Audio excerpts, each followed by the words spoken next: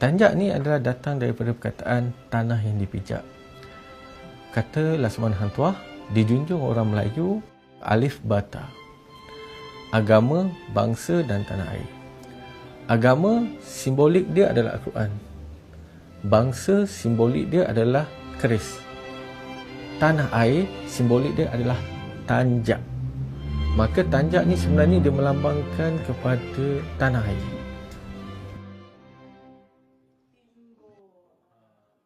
Assalamualaikum. Saya Fazil Azwan bin Muhammad Nan, seorang pengarang tanjak warisan alam Melayu. Apa perbezaan antara tanjak, desta dan tengkolok? Desta ni adalah satu nama khusus untuk hiasan kepala.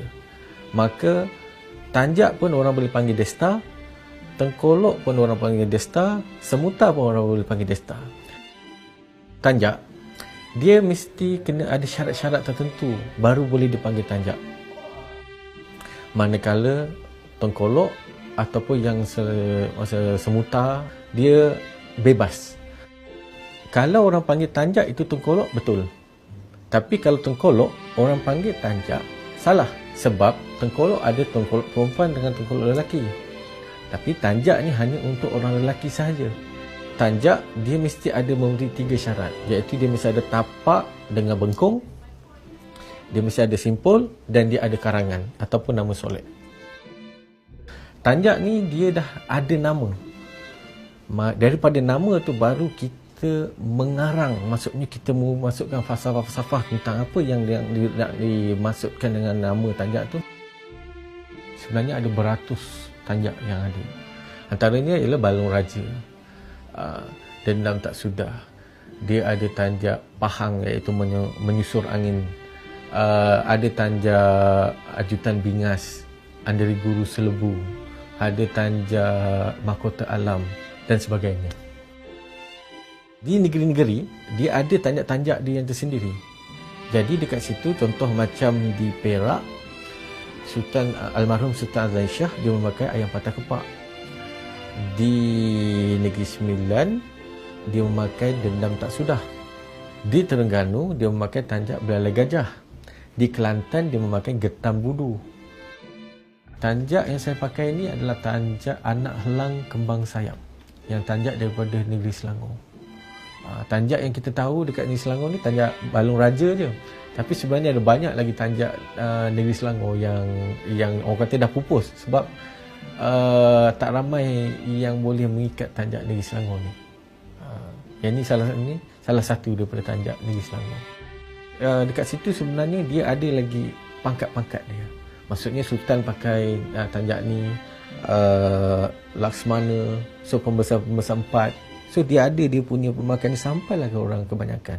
Pahlawan dia ada tanjak dia sendiri. Contoh macam tanjak Bulan Bidang, tanjak untuk dia ada jenis-jenis panglima, dia ada pangkat-pangkat dia. Maka dia memang ada satu pakaian khusus untuk dia, dan itu pakaian anugerah. Anugerah yang saya katakan daripada ada istiadat yang Sultan dah tetapkan. Laksamana Hang Tuah, tanjak dia Gajah Gemulung. So orang besar 4, tanjak dia sekian. Tanjak-tanjak yang untuk panglima ataupun yang hulu balang, dia dah ada dia punya pakaian. Itu pakaian yang telah ditetapkan oleh, kalau dalam kita kata protokol lah. Kalau dulu dia panggil ada istiadat, maksudnya dah ada, dia ditetapkan dah siapa pemakai dia. Ini tanjak dia, tanjak Pancung Tak Bertanya. Ini tanjak daripada negeri Perak. Ini tanjak lama, yang dulu ni dipakai oleh Temenggung. Okey. Pada dulu Sultan dia tak boleh menumpahkan darah rakyat, maka Laksamana turunkan satu kuasa kepada Temenggung yang dia boleh menjalankan tugas, iaitu menghukum tanpa merujuk pada Sultan. Maka tanjak Pancung Tak Bertanya ni maksudnya dia boleh menjatuhkan hukuman tanpa merujuk pada Sultan. Berkenaan dengan tanjak untuk orang kebanyakan, contoh di Negeri Sembilan, kita ada satu nama ni tanjak Solok Timur. Solok Timur tu tanjak yang dipakai oleh orang kebanyakan. Maksudnya kita boleh menepis ni yang kata tanjak ni untuk orang-orang kerabat, untuk orang-orang yang berpangkat. Sebab ada negeri yang ada tanjak untuk orang kebanyakan. Untuk warna-warna tanjak ni, sebenarnya dia memang asalnya memang ada tanjak, warna-warna khas untuk tanjak-tanjak ni. Contoh macam tanjak Semangit Ugi, Tok Beruas, tanjak dia mesti merah darah. Tapi kalau macam ada istiadat, contoh macam di negeri Perak, kita dah tetapkan tanjak untuk Sultan dia mesti kena putih gading. Tanjak untuk Raja Muda warna kuning. So dia dah ada dah dia punya, dah ditetapkan dah warna tu. Tapi kalau yang sekarang ni dia bebas sebab dia tidak terikat langsung dengan adat istiadat. Maksudnya kalau betul dia masuk dalam adat istiadat, maka dia kena penuhi protokol yang telah ditetapkan oleh siapa pemakai itu.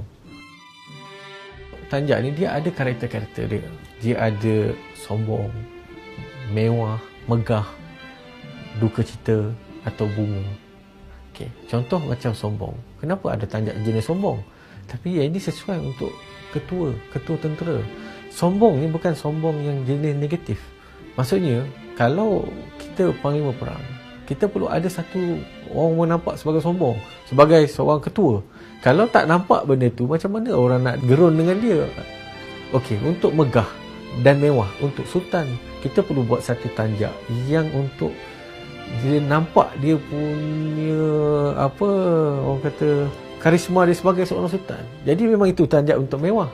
Okey, tanjak untuk duka, contoh macam tanjak Bugis Tak Balik. Memang tanjak tu untuk peristiwa yang 5 bersaudara Raja Bugis, adik-beradik Bugis ni keluar daripada tanah Bugis dan dia buat tanjak tu memang menggambar untuk peristiwa yang dia tak balik. Jadi memang peristiwa sedih.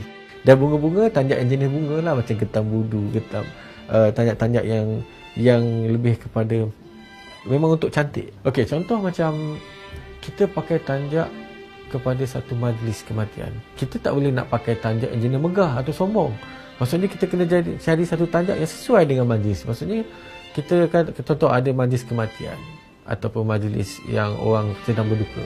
Kita tak boleh memakai tanjak yang jenis megah.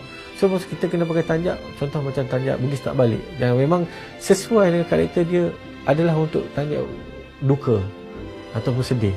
Jadi memang dia, itulah kata orang Melayu ni memang dia penuh dengan adab, dengan falsafah dia. Maka dia sesuai dengan dia punya maksudnya pemakaian itu dengan situasi, dengan suasana majlis.